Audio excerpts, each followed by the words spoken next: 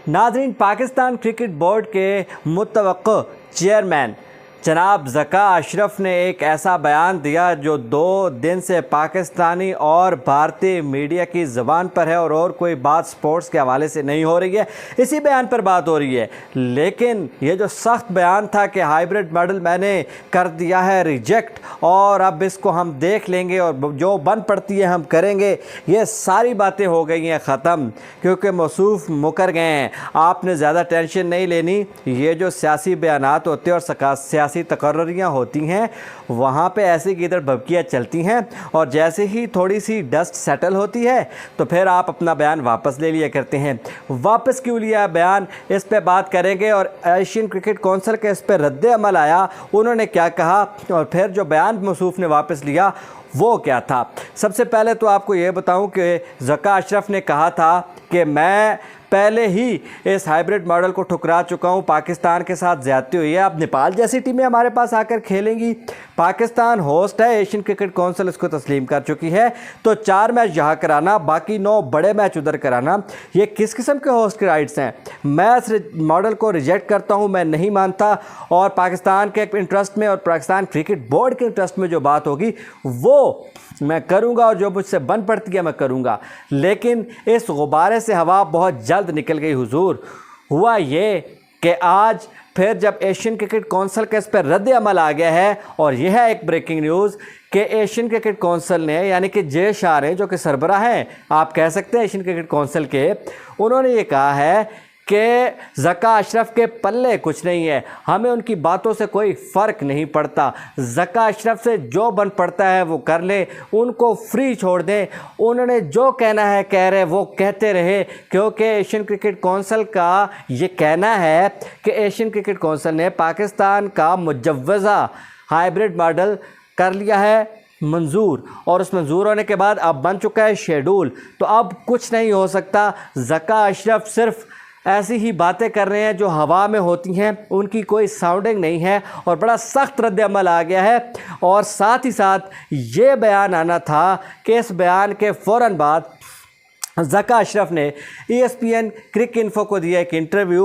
उस इंटरव्यू में जब उनसे पूछा गया कि आपने एक बयान दिया है जिस पे बड़ी बात हो रही है और बड़ी सख्त किस्म की बात हो रही है, आप उस पर क्या रद्द अमल ज़ाहिर करते हैं, क्या आप अपनी स्टेटमेंट पर कायम हैं, क्या आप कह रहे हैं वाकई कि पाकिस्तान हाइब्रिड मॉडल पर अब नया तमाशा खड़ा करेगा और पाकिस्तान कहेगा कि नहीं, ये हाइब्रिड मॉडल हमारा है लेकिन अब हम वापस ले रहे हैं और होस्ट के राइट्स भी हमारे हैं, अब यहीं पे एशिया कप होगा, नहीं तो ना एशिया कप होगा ना वर्ल्ड कप होगा। तो मौसूफ ने, क्योंकि एशियन क्रिकेट कौंसिल का बयान आ चुका था, तो उन्होंने कहा कि अब तो ये फ़ैसला हो चुका, अब हमारे हाथ में कुछ नहीं, हमें इसके साथ ही जाना पड़ेगा। अब पाकिस्तान में ही 4 मैचेस होंगे, बाकी उधर होंगे, और जो हाइब्रिड मॉडल हमने दिया था यानी कि पाकिस्तान ने, उसको हमें कबूल करना पड़ेगा। बदले नखास्ता हमारे हाथ में कुछ नहीं है, अब जो फ़ैसला हो चुका है उसी फ़ैसले पर हमें रहना पड़ेगा। तो आप इतना बड़ा बयान क्यों देते थे? अभी तो आपने कोई ओहदा संभाला ही नहीं है, अभी तो इलेक्शन वाले मामले और आमिर सुहेल के लीगल नोटिस चल रहे हैं आप लोगों के ख़िलाफ़, तो अभी तो फ़ैसला हुआ नहीं। ये बात कन्फर्म है बिल्कुल कि आपने ही फ़िलहाल बनना है, और आसिफ अली ज़रदारी सब पे भारी इस पे छा गए हैं। लेकिन जब इंडियन क्रिकेट कौंसिल का रद्द अमल आया तो आपके गुब्बारे से हवा क्यों निकली है? क्या पाकिस्तान क्रिकेट बोर्ड के जो लोग थे उन्होंने आपको बताया कि हुजूर ये अब वो वाला क्रिकेट बोर्ड नहीं है पाकिस्तान का, अब इंडिया की डोमिनेंस है, अब भारत जो कहता है वो होता है।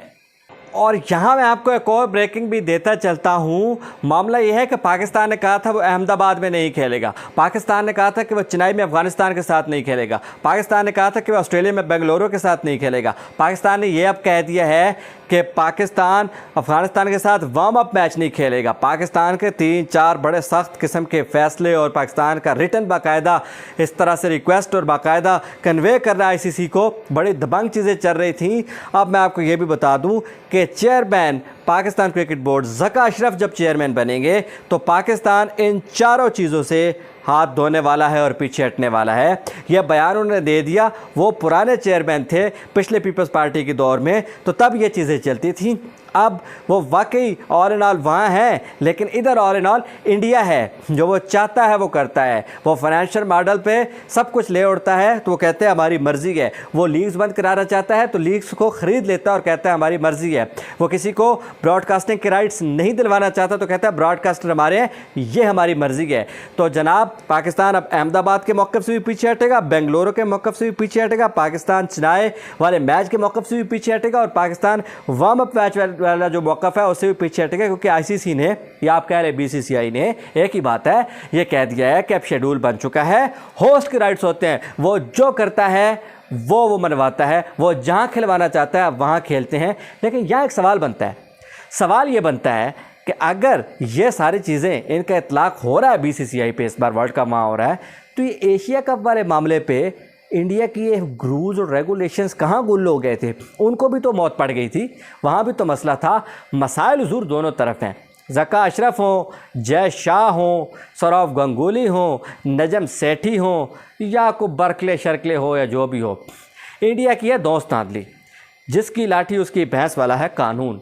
लेकिन आप दूर खड़े होकर गालियाँ देने की बजाय मैदान अमल में आएँ। जैसा आपको शुएब अख्तर ने कहा है कि जाके पिछाड़ दो, वहीं जाके खेलो। जैसे अफरीदी ने कहा है कि अहमदाबाद की जो पिच है वो आग बरसाती है, वहाँ जिन्नात का कब्ज़ा है, वहाँ पे कोई सहर है, आपको कोई हाथ पकड़ लेगा, आपकी टांगें जकड़ी जाएगी, आपको मसला क्या है, आपके गिट्टों में पानी पड़ जाएगा, आपके टखने काम करना छोड़ देंगे। वजह क्या है? अहमदाबाद में इंडिया आपको चैलेंज कर रहा है, वहीं जाओ, वहीं खेलो, वहीं हराओ और बताओ। इंडिया पे भी उतना ही प्रेशर होगा। 1 लाख लोग आपने नहीं देखे हुए, आप क्यों अपनी टीम को प्रेशराइज कर रहे हैं? क्या बाबर ने 1 लाख लोग खेलते हुए नहीं देखे हुए? क्या बाबर पर असर पड़ेगा इसका? क्या बाबर को कभी स्पिनर ने नहीं खेला या स्पिनर्स को बाबर ने नहीं खेला? चेन्नई सुपर किंग्स का जो मैच था आपने देखा होगा आखिरी वाला अहमदाबाद में, उसमें आपने देखा था कि लोग कैसे खेलते हैं। इस तरह खेला जाता है क्राउड के सामने। दूसरी बात कि क्या बाबर आजम के लिए मुश्किल होगी चेन्नई की पिच जहाँ सईद अनवर ने 194 रन बनाए थे? आप अननेसेसरी प्रेशर इंडिया के चक्कर में अपने खिलाड़ियों पे डाल रहे हैं।